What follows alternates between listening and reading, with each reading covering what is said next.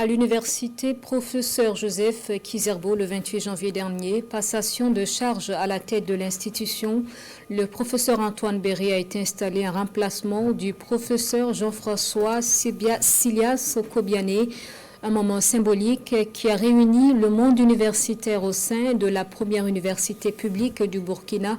Bienvenue Tansa pour en parler. C'est lui qui préside désormais aux destinées de l'université Joseph Kizerbo. Le professeur Antoine Béré, titulaire en sciences des matériaux, environnement et développement durable.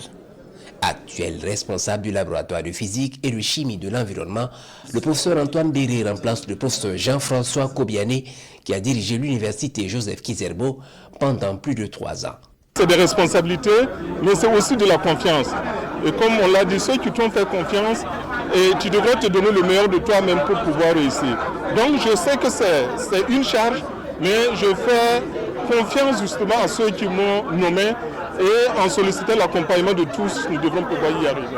Le président sortant, le professeur Jean-François Kobiané, retient que durant son passage à la tête de l'université Joseph Kizerbo, de nombreux efforts ont été menés pour assurer la continuité des activités académiques et administratives, malgré un contexte de défis structurels et sécuritaires, cela grâce à l'engagement de la communauté universitaire. Au plan financier, le défi le plus important, c'était d'appuyer la dette des frais académiques constitués de 3 années académiques lorsque nous sommes arrivés à la tête de l'université en 2022.